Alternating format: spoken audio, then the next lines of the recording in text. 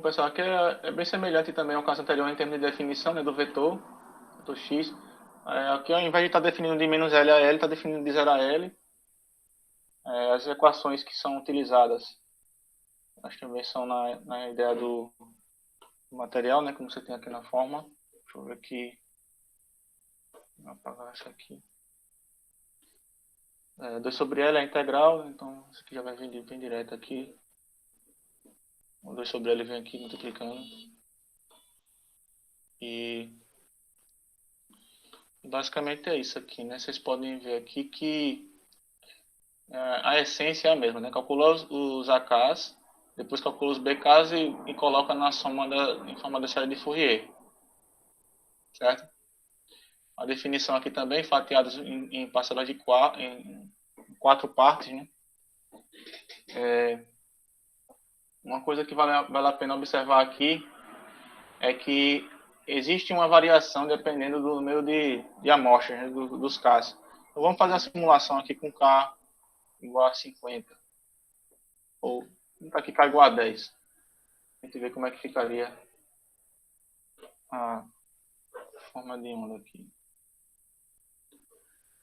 Olha aí, ela tomando forma, né? Então, essa aqui, estou pegando a fundamental, que é em K igual a 1, e somando 10 componentes, né? Estou fazendo de 1 a 10, a décima harmônica. Então, estou pegando a segunda harmônica, a terceira harmônica, a quarta, quinta, sexta, sétima, oitava, nona, décima harmônica. Somando todas elas com a fundamental, que a gente pode chamar também de primeira harmônica, mas é a fundamental, o sinal fundamental, principalmente se fosse ser corrente alternada, né? Aí, a gente, além disso, soma também com o valor DC do sinal. Então, perceba aqui como o sinal vai se reconstruindo, né? Então, eu vou chegando próximo a uma onda triangular. Desculpa, uma onda quadrada. Isso foi o que Lagrange disse que era doideira, né?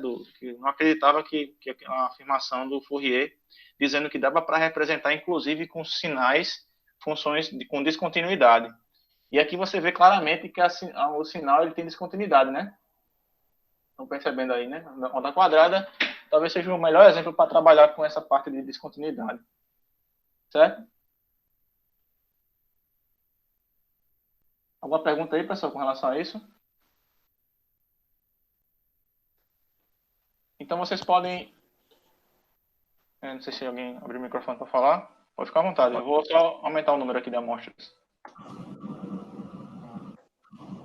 Era só para o senhor repetir essa última parte aí que o senhor falou para o senhor dar descontinuidade. Essa é a onda perfeita para... Exato. Aí que a descontinuidade, Lagrange não botava muita fé, né? Que isso era verdade, né? Que Fourier considerou, né? E comentou que dava para representar soma infinita de senos e cossenos, ou seja, o que é conhecido aí com esse par da série de Fourier, as equações que são chamadas de equação de análise e equação de síntese, que se a gente fizer uma soma infinita, a gente vai conseguir representar qualquer sinal, inclusive sinais com descontinuidade. E um dos melhores sinais que a gente pode representar com descontinuidade talvez seja a onda quadrada, como está mostrado aqui. Se vocês observarem, o sinal da onda quadrada ele é esse aqui, né? Deixa eu colocar de novo aqui. Essa forma de onda em preto. Vai ser botada aí.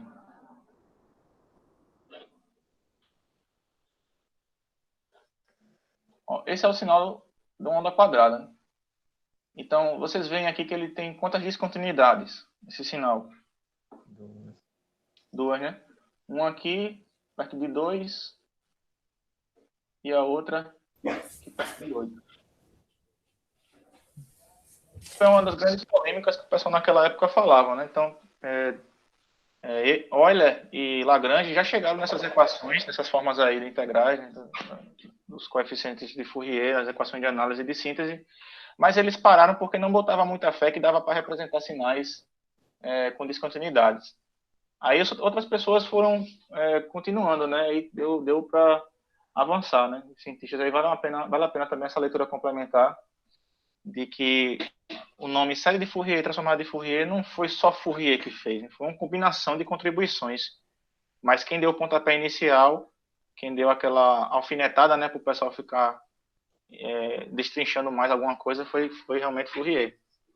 Muitas vezes acontece isso, né, nas pesquisas. A gente tem um negócio lá, está engavetado, alguém fez uma pesquisa naquela época, as pessoas não davam muito valor, e aí vem uma pessoa depois com uma visão diferente e pega ali, rapaz, eu vou destrinchar mais isso aqui. Aí começa a debater, né? Tem avanços, tem considerações, e aí vai evoluindo. É uma coisa que acontece muito nas pesquisas. Então essa questão da descontinuidade era essa, né? Que as pessoas achavam que não dava para representar funções, né, com descontinuidade representadas com série de Fourier.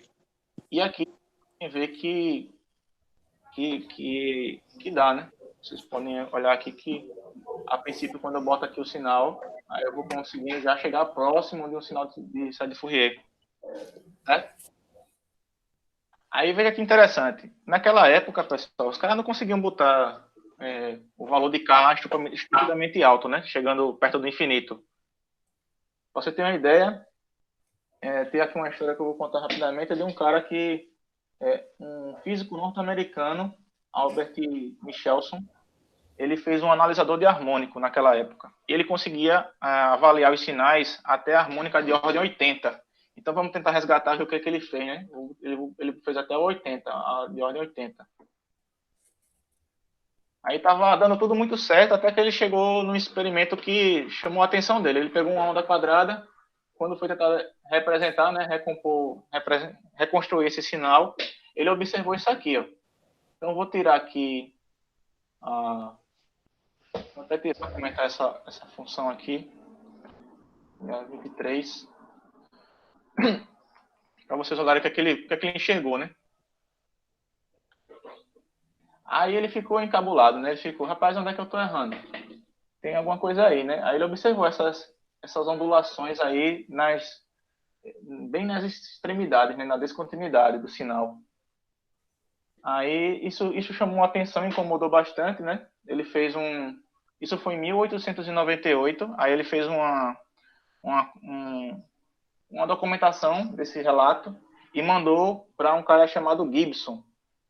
Gibbs, na verdade, desculpe. Então, Gibbs era uma das referências na época, né? Um matemático, Josiah Gibbs.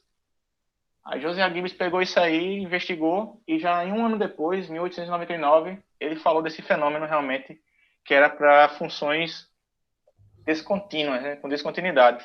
Aí por isso que chega naquela ideia de, quando tem a descontinuidade, representar como se fosse o valor médio dos extremos. Então, se ela está indo de 0 para 1, deveria se representar nesse ponto aí da descontinuidade 0,5, e não a soma de senos e cossenos, né? Efetivamente, se a gente aumentar isso aí, mas eles na época não conseguiam aumentar, se a gente aumentar isso aí muito mais, a gente vai ver que esse fenômeno ele desaparece. Está aqui, por exemplo, 150, ou ele vai diminuindo, né?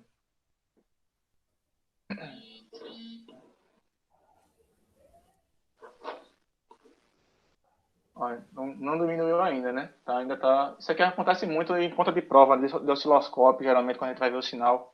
É natural ter isso aqui, certo, pessoal? Mas é uma coisa atrelada à outra, né? Processamento do sinal e também as características parasitas de uma ponteira. Indutância, capacitância. Mas vamos aumentar aqui mais. Vou botar aqui, por exemplo, vou botar aqui 200. Ou seja, duas vezes, né? O que estava anteriormente, que estava 100. Perceberam alguma diferença? Muito pouco. Diminui um pouquinho, mas tá alto ainda. Exatamente, ainda está perceptível, né? Então agora vou botar aqui 400. Tá mais ainda.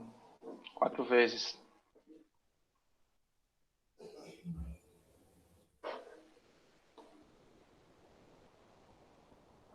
E ainda continua, né? Vou botar aqui mais 500.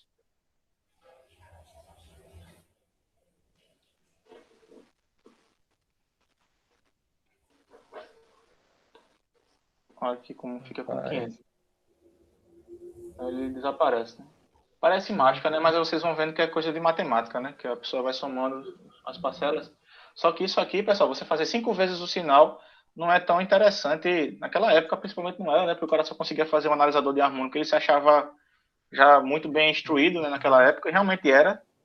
Só que só conseguia fazer até a harmônica de ordem 80.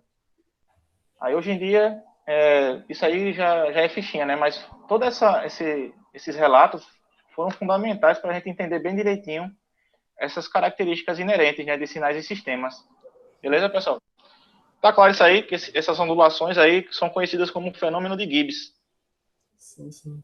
E pode acontecer muito, né, dependendo de quanto você considere de amostra, né, de harmônica no seu sistema. Beleza? Beleza, professor. Com 500 aqui, vocês já viram que foi pro Beleléu, né? Já foi para outro lugar, né? Ou seja, Na já verdade, ficaram... tem um ponto perfeito, né, professor? Tipo assim, como se fosse um ponto de máximo, né? De alguma Exato. coisa. Isso aqui, a grosso modo, que eu estou fazendo aqui, mostrando para vocês, que a gente está fazendo, é uma aproximação do que faz a FFT, a transformada rápida de Fourier. Em grosso modo, né? Realmente vocês vão ver isso com mais detalhes lá na disciplina de processamento de estados sinais, mas as características de você manter um sinal ou botar ele muito mais próximo do que ele seja realmente, é justamente a FFT que vai te permitir fazer isso, que é a transformada rápida de Fourier. Então, quando a gente pega isso aqui e bota com muitas amostras, né, duplica, bota 5 vezes mais, ou seja, tem um ponto ótimo, como o Wildo falou, né, para fazer isso. Esse ponto ótimo, geralmente, já a gente vai trabalhar em amostragem de sinais, que vocês vão ver aí, acho que talvez na disciplina com o professor Tiago. Beleza? Beleza, Para professor. você não perder o sinal, né? Vamos supor, esse sinal fosse o sinal que você está medindo, onda quadrada. Aí quando você vai tirar ele, botar dentro de um Arduino, de um DSP, e depois plotar num MATLAB, por exemplo, tu vê o sinal com aquele fenômeno de Gibbs. Você já tem um indicativo mais ou menos do que é, né? Pode ser a resolução, né? O número de pontos que você está pegando, que a resolução, o número de pontos que você amostra o seu sinal, trata digitalmente, já pode ser um trocamento da série de Fourier. Estão conseguindo ver isso aí? Tipo, eu posso pegar, aqui eu precisei pegar 500 amostras. Mas se eu conseguisse pegar um negócio, um processamento que fosse muito baixo, né? 100 amostras, por exemplo, aí fosse tratar o sinal, aí eu já vinha com esse presente aqui, né? Um presente grego aqui para tratar num processador, né? No discretizado. Né? Se isso aqui, dependendo do seu sistema, pode ser que seja uma coisa que se incomode muito. Aí vale a pena você ter isso em mente, né? O número de amostras que você pega no sinal, resolução do sinal, tudo isso vai contribuir para você tratar sinais de uma forma melhor ou não. E a transformada rápida de Fourier, ou seja, a FFT, ela te permite fazer esse tratamento dos sinais de uma forma bem mais eficiente, né? Certo? Beleza, pessoal? Beleza, professor. Aí tem uma ideia aqui também para vocês poderem brincar, é fazer isso aqui em uma animação. Eu vou comentar aqui. Você pode também usar essa função pause. Opa. Usar essa função pause aí entre parênteses, bota a faixa de tempo que vocês querem fazer. Pause, né? Aí ele vai reconstruindo o sinal. Deixa eu tentar fazer aqui uma demonstração de como seria isso. Né?